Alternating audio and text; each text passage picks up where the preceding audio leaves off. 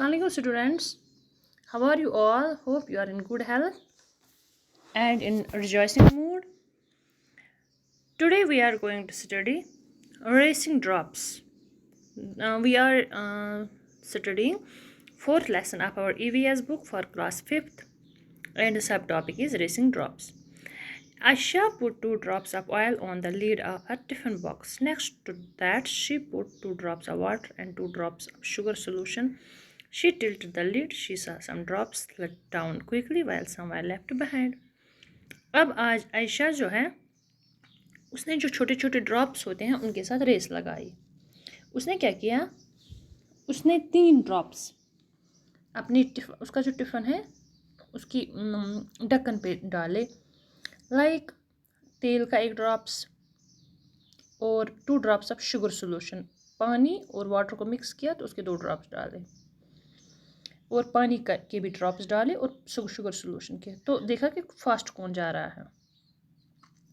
You also try to do the same and then which drop in ahead why did it slide fast. तो आपको भी देखना है कि कौन पानी तेज़ भागेगा, ऑयल तेज़ भागेगा या शुगर सोल्यूशन तेज़ भागेगा. ये आप एक्सपेरिमेंट खुद करोगे घर पे. आपको प्लेट लोगे स्टील का या किसी चीज़ का तो फिर उस पर आप डालोगे पीछे से या आगे से, जहाँ से भी मतलब फ्रंट साइड से भी अगर आप 3 ड्रॉप्स उसके वन साइड डाल सकते हो. फिर उसको आप थोड़ा सा वर्टिकल टाइप रखोगे तो फिर देखोगे फास्ट ड्रॉप्स कौन जा रहा है. Where did the water go. One day Ayesha's mother put some water to boil on the stove for making tea. एक दिन आयशा की मामा जो है, उसकी जो अम्मी जी है मदर, तो उसने जो पानी चढ़ाया चाय बनाने के लिए. वो कहीं मतलब बिज़ी हो गई. तो इतने में जब वो वापस चेक करने आई तो उसने वहाँ कुछ कतरे देखे, मतलब गैस पे या चूल्हे पे जो भी है.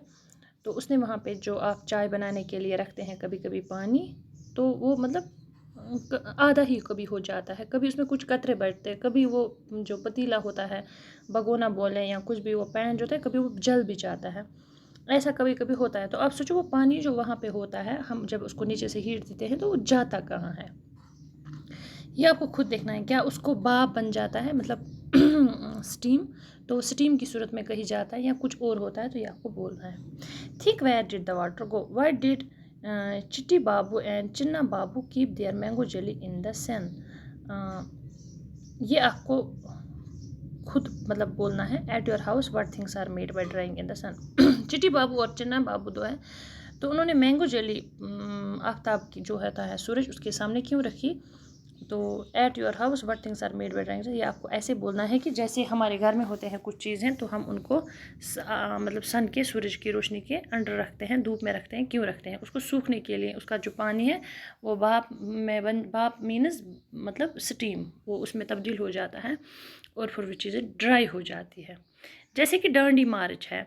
डांडी मार्च जो है ये हुआ था 1930 में. ये गांधी जी ने किया था. बहुत ही एक इम्पॉर्टेंट इंसिडेंट है हिस्ट्री में. तो जब ब्रिटिश की हुकूमत थी इंडिया में, तो उनको वो नमक नहीं बनाने देते थे. उन्होंने मतलब नमक पे बहुत सारा टैक्स लगाया था. यहाँ से इंडिया वाले जो है उन्होंने सोचा कि नमक हमारा है तो हम क्यों, मतलब हमें यूज़ नहीं करने देते हैं. अगर हम खरीदते भी हैं तो बहुत हाई टैक्स पे. How can anybody live without salt, Gandhi ji said. How can Allah not allow us to use freely that what nature has given. Gandhi ji with several other peoples went on yatra long walk from Ahmedabad to the Dandi seashore in Gujarat to protest against that. Do you know how salt is made? The seawater is collected in shallow beds dug in the sand. Water is allowed to dry in the sun. After the water dries, the salt remains on the ground. तो उन्होंने फिर नमक बनाया और सब लोग मतलब खुशी खुशी उस नमक को फिर यूज़ करने लगे. वो खुद बनाने लगे और उन्होंने जो उस पर टैक्स हैवी था वो फिर उस पर नहीं लगा. तो ये मतलब अंग्रेज़ों के वक्त का किस्सा है. गांधी जी जिसको बापू भी बोलते हैं हिंदुस्तान में, तो ये उन्होंने मतलब ये इंसिडेंट उनकी डांडी मार्च जो है उसको मतलब गांधी के नाम से भी याद किया जाता है कि गांधी जी ने इतना इम्पोर्टेंट काम जो किया है. डांडी मार्च, नमक जो उसने बनाया अंग्रेज़ों के खिलाफ जाकर उसने प्रोटेस्ट किया. तो ये आपने हिस्ट्री में पढ़ा होगा. तो यही है जो मतलब वहाँ पे हमें ये देखना है कि जो नमक था वो बनता कैसे है. तो वो समंदर पे गए, वहाँ से क्या क्या करते हैं, समंदर का पानी जो है वो बहुत खारा होता है, सॉल्टी.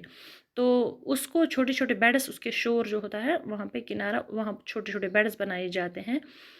जैसे मतलब वो बेड नहीं लकड़ी के, जैसे वो हमारे खेत में होते हैं, तो छोटे छोटे स्क्वायर शेप्ड, तो जिसमें हम वो पैडी जो फील्ड्स हमारे होते हैं वैसे ही छोटे छोटे वो स्क्वायर टाइप ज़मीन के टुकड़े बनाए जाते हैं और उनको बीच में अलग अलग कर दिया जाता है। फिर जब पानी उनमें डाला जाता है, या ऐसे ही उसमें पानी मतलब या पंप से या वो किसी बर्तन से डालते हैं, या ऐसे ही बाल्टी बकेट बकेट से डालते हैं, तो अब बहुत सारे तरीके हैं उसमें पानी में।